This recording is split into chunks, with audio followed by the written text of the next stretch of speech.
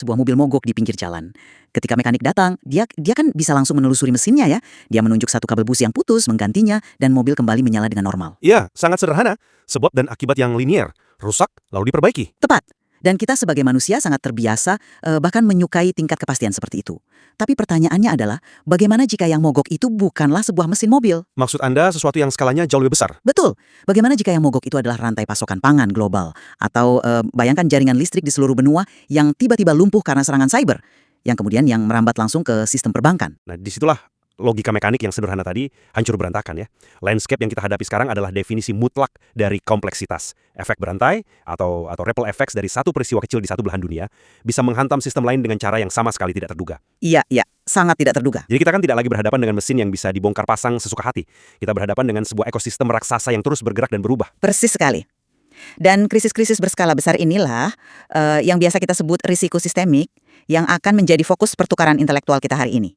Pertanyaan sentralnya sangat jelas. Ya, silakan. Untuk mengelola krisis global yang rumit ini, haruskah kita bersandar pada hard system thinking, yakni pemodelan matematika, analisis terstruktur, dan kemampuan prediktif yang ketat? Ataukah kita harus membuang ilusi kendali itu dan bergeser sepenuhnya pada soft system thinking yang lebih memprioritaskan ketahanan adaptif dan partisipasi sosial? Menarik. Dan saya rasa kita berdua sepakat pada satu fondasi yang didukung oleh hampir semua literatur akademik saat ini kan. Pemikiran linier tradisional itu sudah mati. Betul. Sudah usang. Kita wajib menggunakan lensa system thinking atau pemikiran sistem. Namun, spektrum mana yang kita pakai? Nah, disitulah letak perdebatan kita. Sepakat, dan posisi saya dalam hal ini sangat tegas. Sekompleks apapun sebuah risiko sistemik, saya berargumen bahwa ancaman tersebut tetap dapat dipetakan, dikuantifikasi, dan tentu saja dimitigasi melalui hard system thinking dan pemodelan dinamika sistem. Kita butuh angka dan struktur, bukan sekedar intuisi. Oke, saya paham. Sementara itu, saya melihatnya dari sudut pandang yang cukup berbeda ya. Saya berpegang pada posisi bahwa karena sistem di dunia nyata selalu melibatkan campur tangan manusia. Iya, manusia. Yang sifatnya terus berevolusi dan sejujurnya sering tidak logis. Karena itu, kita harus menggunakan soft systems methodology. Mencoba memprediksi perilaku sistem kompleks dengan angka itu seringkali hanya memberikan kita ilusi keamanan. Kita harus memprioritaskan ketahanan dari sistem itu sendiri. Oke, mari kita bongkar mengapa saya sangat mempercayai pendekatan terstruktur ini. Kalau kita melihat sejarah evolusi pemikiran sistem, ini kan berasal dari tradisi ilmiah yang sangat rasional ya. Maksudnya di era 40-an itu? Betul. Pada tahun 1940-an, ada ahli biologi Ludwig von Bertalanffy yang menggagas General Systems Theory. Ide besarnya adalah mencari hukum-hukum matematika universal, hukum yang bisa menjelaskan bagaimana berbagai elemen berinteraksi, entah itu dalam biologi, fisika, atau ekonomi. Tujuannya apa? Mencari kebenaran objektif. Ya, tapi objektivitas yang direduksi menjadi sekadar angka kan? Tetapi angka itulah yang memandu kita keluar dari kegelapan. Coba, mari kita lihat bagaimana J. Forrester di MIT membawa ini ke ranah praktis melalui sistem dynamics. Forrester itu menyadari bahwa otak manusia sangat buruk, sangat lemah dalam melacak hubungan sebab akibat yang berputar balik. Iya, manusia memang punya batasan kognitif. Karena itu, dia menggunakan komputasi untuk mensimulasikan struktur umpan balik atau feedback loops. Mengapa ini vital untuk pemerintah kita hari ini? Karena saat menghadapi krisis infrastruktur atau katakanlah ancaman siber, pengambil kebijakan tidak bisa sekedar menebak-nebak. Tapi mereka juga tidak bisa hanya melihat layar komputer kan? Tunggu dulu. Pedoman dari OECD untuk tata kelola risiko kritis dengan sangat jelas merekomendasikan alat ukur kuantitatif, misalnya cross impact analysis. Dengan instrumen keras semacam ini, kita bisa menarik garis batas sistem dengan jelas, lalu memisahkan variabel-variabelnya dan memasukkannya ke simulasi komputer. Dan Anda percaya itu merepresentasikan realitas? Tentu. Hasilnya, kita bisa memetakan skenario masa depan secara presisi. Kompleksitas bukan berarti kemustahilan untuk diukurkan. Tanpa pengukuran, kita benar-benar buta. Oke. Saya paham kenapa banyak teknokrat sangat mendewakan akar historis dari model matematika ini. Itu memang terdengar sangat meyakinkan di atas kertas. Tapi mari kita jujur tentang evolusi keilmuannya. Silakan. General Systems Theory pada akhirnya mendapat banyak kritik keras. Kenapa? Karena ketika Anda memaksa realitas ke dalam persamaan matematika, Anda membuang konteks manusianya. Ini yang sering diabaikan. Inilah alasan mengapa pemikir seperti Peter Checkland pada era 70-an memucuk pergeseran besar menuju Soft System Methodology atau SSM. Jadi, apa sebenarnya cacat fatal yang dilihat Checkland dari angka-angka itu? Menurut saya, angka itu netral. Cacatnya adalah asumsi bahwa sistem sosial bekerja seperti mesin cuci atau mesin mobil Anda tadi. Sistem di dunia nyata adalah open systems, sistem terbuka. Di dalamnya ada interaksi manusia. Ya, manusia berinteraksi. Bias, kepanikan, bahkan agenda politik kan? Checkland dan kemudian Peter Senge yang mempopulerkan konsep learning organizations menyadari bahwa mencoba mengkuantifikasi elemen irasional ini adalah pekerjaan yang benar-benar sia-sia. Sia-sia bagaimana? Kita kan mengukur dampaknya. Ada istilah akademisnya ya, epistemologi konstruktivis, seperti yang sering dibahas oleh Rand dan rekan-rekannya. Sederhananya gini, risiko itu bukanlah entitas fisik seperti batu yang bisa Anda timbang dengan timbangan di pasar. Risiko adalah bagaimana masyarakat mengkonstruksi dan membayangkan ancaman tersebut di kepala mereka. Menarik, tapi bukankah ancaman fisiknya tetap nyata? Banjir misalnya, tetaplah banjir. Air yang merendam rumah itu bukan konstruksi mental. Oh, banjirnya memang nyata. Tapi bagaimana sebuah kota merespons banjir tersebut sangat bergantung pada nilai-nilai budaya, tingkat kepercayaan warga pada pemerintah, dan dinamika sosial masyarakatnya. Benar. Tapi Dan hal-hal ini tidak bisa dimasukkan ke dalam algoritma matematika Anda. Oleh karena itu, soft systems berfokus pada membangun apa yang disebut receptor-centered resilience. Jangan buang waktu dan anggaran untuk memprediksi kapan krisis datang dengan akurasi persentase desimal. lalu kita harus apa? Pasrah. Tidak pasrah. Alih-alih, fokuslah memperkuat rumah yang akan menerima hantaman badai tersebut berdasarkan nilai-nilai penghuninya. Tunggu sebentar. Saya kurang yakin dengan alur logika itu. Maksud saya, kalau kita membuang upaya kuantifikasi, itu kan sama saja kita menyerah pada kompleksitas itu sendiri. Menyerah bagaimana maksud Anda? Ia berkata, mari kita perkuat saja bangunannya karena kita tidak tahu kapan badai datang, itu adalah bentuk tata kelola yang sangat pasif. Bahkan menurut saya, berbahaya. Sistem yang kompleks, bagaimanapun manusiawinya, ia tetap memiliki mekanika. Disinilah dinamika kompleks bermain. Oke, teruskan. Setiap intervensi kebijakan memiliki efek seketika dan efek jangka panjang yang seringkali bertolak belakang. Dan disitulah intuisi manusia akan sangat menipu kita. Sangat menipu. Menipu? Coba bisakah Anda berikan contoh konkret bagaimana intuisi menipu dalam hal ini? Tentu saja, manusia itu secara biologis diprogram untuk berpikir linier. Kita melihat masalah, kita terapkan solusi. Kita butuh alat bantu objektif yang memaksa kita melihat melampaui itu. Contohnya, causal loop diagrams, atau diagram putaran sebab akibat. Oke, diagram sebab akibat. Coba bayangkan sebuah krisis minyak global. Harga minyak dunia tiba-tiba melonjak karena tensi geopolitik kan? Secara intuitif perusahaan minyak mungkin berpikir, harga sedang bagus nih, mari kita tahan produksi sedikit untuk memaksimalkan margin keuntungan dari sisa cadangan kita. Masuk akal bukan? Ya, secara bisnis linear itu masuk akal. Tapi apa efek sistemiknya? Ketika mereka menahan supply, kelangkaan di pasar memburuk secara drastis. Kepanikan massal terjadi, harga melambung jauh lebih tinggi secara tidak rasional, yang kemudian menghancurkan daya beli masyarakat secara keseluruhan. Ya, efek inflasi. Dan akhirnya memicu resesi, membunuh permintaan terhadap minyak itu sendiri.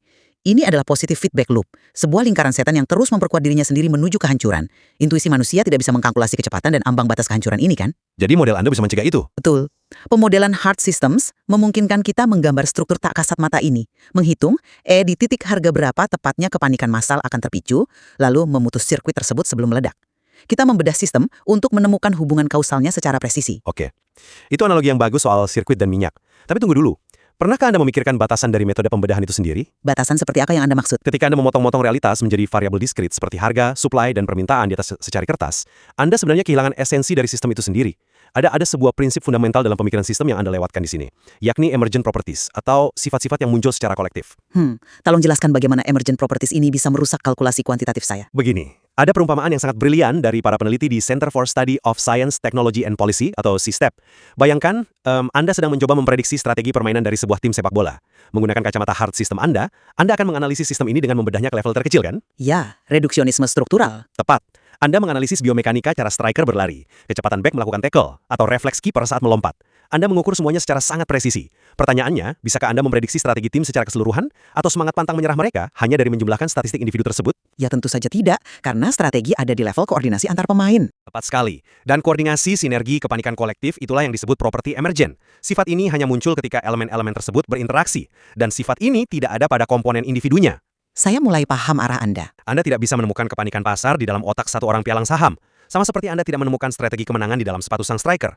Oleh karena itu, begitu Anda memasukkan elemen kehendak manusia yang berinteraksi ke dalam rantai pasok global atau pasar finansial, Anda kehilangan kemampuan untuk memprediksi tipping point melalui matematika semata. Properti emergent itu bersifat top-down, tidak bisa dikalkulasi dengan menjumlahkan data dari bawah. Oke, saya mengerti mengapa Anda berpikir demikian. Dan analogi sepak bola itu memang menarik. Tapi biar saya potong sebentar ya. Silakan. Saya bisa paham kalau kita berbicara soal perilaku konsumen, semangat tim, atau fenomena sosial murni. Tapi bagaimana dengan infrastruktur kritis yang menyokong peradaban kita secara fisik? Kalau kita bicara soal critical infrastructure systems, Seperti jaringan listrik. betul, jaringan telekomunikasi bawah laut, suplai air bersih perkotaan, atau smart grid listrik nasional, kabel putus ya putus, perangkat keras hancur ya hancur, mengandalkan ketahanan adaptif dan dialog tanpa pemodelan matematis untuk mengelola jaringan listrik itu adalah resep menuju cascading failure, kegagalan berantai yang sangat mematikan. Tapi infrastruktur fisik itu juga dirancang, dioperasikan, dan sangat bergantung pada institusi manusia yang penuh dengan kelemahan, kan? Benar. Tapi kerentanannya sangat presisi dan terukur secara fisik maupun cyber. Argumen Anda seolah menyiratkan bahwa kolaborasi tanpa batas adalah solusi terbaik. Sebenarnya, tanpa pemodelan yang ketat, fleksibilitas partisipatif yang Anda tawarkan itu hanyalah kekacauan tanpa arah. Kekacauan, saya rasa itu terlalu berlebihan. Tidak. Mari kita lihat bagaimana lembaga setingkat OECD menyarankan pimpinan publik untuk bekerja. Mereka menggunakan metodologi struktural berlapis seperti Causal Layered Analysis atau CLA. Ini bukan sekedar forum diskusi bebas yang tidak berujung. Lalu, bagaimana cara kerja CLA ini menghindarkan kita dari kekacauan yang Anda sebutkan tadi? CLA memaksa pembuat kebijakan membedah krisis dalam 4 lapisan yang terstruktur. Lapisan pertama adalah litani, yakni masalah yang terlihat di permukaan, seperti berita pemadaman listrik di koran. Lapisan kedua mengukur penyebab sistemik dan ekonominya. Lalu lapisan ketiganya? Lapisan ketiga membedah worldview atau pandangan dunia yang melandasi struktur tersebut. Dan lapisan paling bawah mengkaji mitos atau metafora bawah sadar dari masyarakat itu. Meskipun ini menyentuh hal-hal sosial, kerangkanya tetap keras dan terstruktur kan? Tujuannya adalah menangkap weak signals, sinyal ancaman samar yang sering diabaikan secara metodologis. Kita mendeteksi anomali melalui matriks analitik, bukan sekedar duduk melingkar dan berdiskusi tanpa metrik yang jelas. Tata kelola itu butuh komando dan parameter. Oke, maaf, tapi saya sama sekali tidak bisa menerima premis itu. Biar saya jelaskan alasannya. Ya, silahkan. Pemodelan infrastruktur fisik mungkin memang wilayahnya para insinyur dengan persamaan diferensial mereka. Tapi begitu Anda menggunakan metode terstruktur itu untuk mendesain tata kelola krisis secara keseluruhan, Anda menabrak dinding epistemologis yang sangat besar. Dinding epistemologis? Ya, ada satu konsep krusial dari critical systems thinking yang digagas oleh Werner Ulrich, yang menurut saya sepenuhnya meruntuhkan argumen Anda tentang parameter tadi. Konsep itu disebut boundary critic atau kritik batasan. Kritik terhadap batasan model.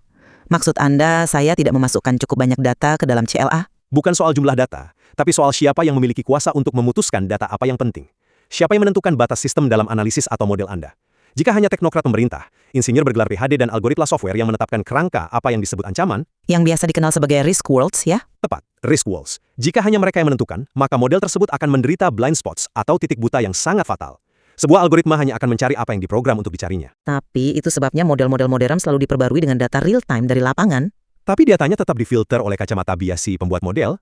Dokumen OECD yang sama yang sering Anda sebutkan itu justru menyadari kelemahan ini loh. Mereka secara eksplisit memperingatkan bahwa untuk menangkap sinyal lemah atau anomali tadi, tata kelola krisis tidak boleh hanya bergantung pada instrumen resmi.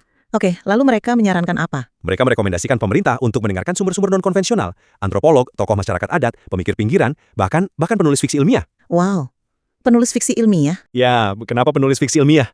Karena mereka melihat keanehan perilaku manusia dan dinamika sosial yang tidak bisa diangkakan.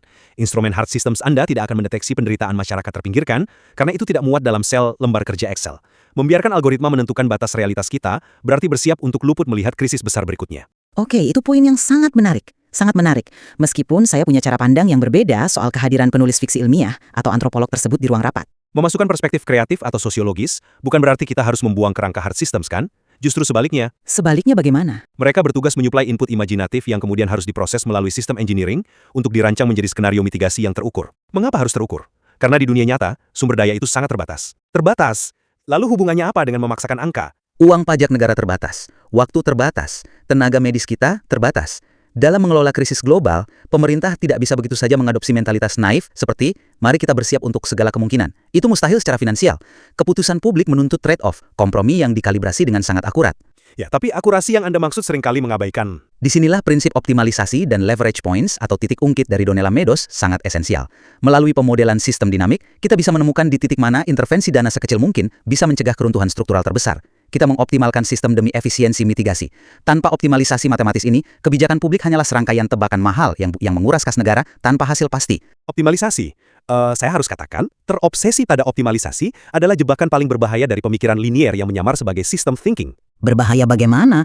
Efisiensi menyelamatkan anggaran publik kan? Literatur ekologi evolusioner, khususnya konsep anarki, punya pandangan yang sangat mengerikan tentang efisiensi yang berlebihan ini. Konsep ini membuktikan bahwa ketika Anda mengoptimalkan sistem secara ekstrim demi efisiensi, menghilangkan setiap lemak, setiap jeda, setiap elemen yang dianggap tidak berguna oleh model matematika Anda justru membuat sistem tersebut menjadi sangat brittle, rapuh, dan mudah patah. Tapi bukankah sistem yang ramping seharusnya lebih tangkas merespon krisis? Di lapangan berbicara sebaliknya loh. Lihat saja apa yang terjadi pada rantai pasokan global belakangan ini. Perusahaan selama puluhan tahun menerapkan model manufaktur just in time. Sebuah keajaiban sistem engineering yang sangat optimal kan? Tidak ada gudang yang menumpuk barang, semua komponen datang tepat pada waktunya. Sangat efisien dan memotong biaya inventaris. Ya, tapi begitu ada satu pelabuhan besar yang ditutup karena pandemi atau konflik geopolitik, seluruh rantai pasokan dunia runtuh seketika. Mengapa? Karena mereka membuang redundansi. Mengelola sistem terbuka agar bertahan dari ketidakpastian ekstrim mengharuskan kita merawat redundansi. Cadangan yang sengaja dibuat berlebih, cadangan ganda, meskipun itu terlihat tidak efisien di atas kertas. Tentu, kita butuh penyangga.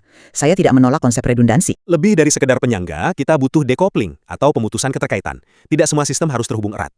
Terkadang, memutuskan koneksi antar institusi adalah satu-satunya cara agar kegagalan tidak merambat secara instan. Seperti kata Peter Senge, ketahanan sistem sosial politik tidak dirancang oleh perhitungan leverage point di ruang tertutup. Ketahanan tumbuh secara organik dari kapasitas anggota masyarakat untuk merespon hal yang di luar kendali manajemen pusat. Anda tidak bisa mengoptimalkan manusia untuk menghadapi hal yang belum pernah terjadi. Saya setuju bahwa redundansi dan decoupling itu penting untuk memutus rantai kegagalan. Namun pertanyaannya kembali lagi, berapa banyak cadangan yang kita butuhkan agar tidak bangkrut? Simpul mana secara spesifik yang harus didecoupling tanpa melumpuhkan distribusi makanan harian? Anda mencari angka pasti lagi ya? Untuk menjawab berapa dan di mana ini, Anda tetap membutuhkan perhitungan proyektif dari hard systems kan? Pada akhirnya, meskipun saya mengakui bahwa sistem sosial itu berantakan dan tidak selamanya mematuhi hukum fisika, kerangka modeling menyediakan satu aset yang tak ternilai bagi umat manusia, yaitu bahasa yang sama. Metodologi yang keras memaksa ambiguitas dari suatu risiko untuk diterjemahkan menjadi struktur yang bisa didebat, diukur dan ditindaklanjuti. Tapi bahasa yang sama itu tidak boleh menindas. Tanpa peta dan parameter yang jelas, para pengambil keputusan hanya akan berdebat secara filosofis di dalam ruang rapat, sementara krisis sudah membakar halaman depan kantor mereka. Oke, saya menghargai kebutuhan akan bahasa yang sama, tetapi bahasa pengukur itu tidak boleh menjadi penjara kognitif bagi kita. Kesimpulan dari sudut pandang saya adalah, pemahaman holistik yang sejati menuntut kerendahan hati. Kita harus menyadari bahwa sebuah peta, sebagus apapun resolusinya, bukanlah wilayah yang sebenarnya. Tentu, peta bukan wilayahnya. Dan ketika kita berbicara tentang tata kelola risiko sistemik yang menyangkut nyawa manusia, kesejahteraan, dan kelestarian lingkungan, angka-angka di layar monitor memiliki batas akhir. Angka tidak bisa mendemonstrasikan rasa keadilan, empati ada kebijaksanaan lokal. Disitulah soft systems methodology bukan sekedar pelengkap, melainkan kompas utamanya. Tata kelola bukan tentang mengendalikan mesin global dari ruang kendali, ia adalah tentang memandu komunitas manusia untuk mampu beradaptasi dan menyembuhkan dirinya sendiri saat badai menghantam. Tentu saja, peta bukanlah wilayahnya, tapi berjalan di hutan tanpa peta sama sekali adalah tindakan bunuh diri. Namun mendengarkan pemaparan Anda tentang batasan model, saya melihat ada ruang bagi titik temu dalam perdebatan kita ini.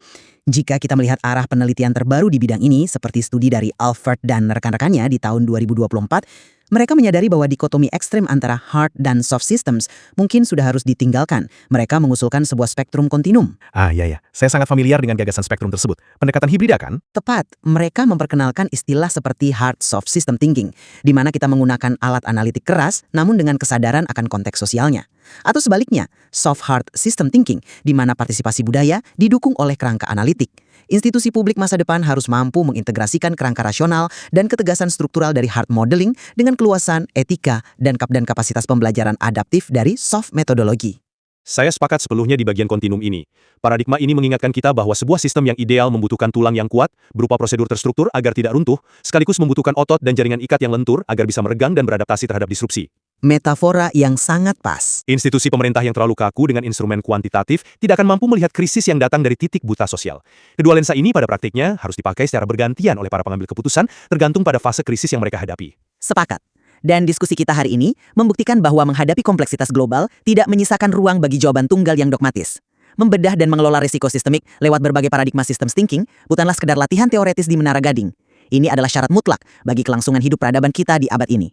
Kami mengundang Anda, para pendengar, untuk merefleksikan kembali cara organisasi, perusahaan, atau instansi Anda sendiri dalam merespons ketidakpastian. Apakah kebijakan di tempat Anda didikte sepenuhnya oleh metrik dan persamaan prediktif? Ataukah lebih mengandalkan kebijaksanaan kolektif dan kemampuan beradaptasi manusia? Mengingat perumpamaan kita di awal, rasanya jelas bahwa pola pikir sang montir yang mencari satu kabel putus sudah usang untuk tantangan hari ini, ya? Kita bukan lagi sekedar memperbaiki mesin. Sangat benar.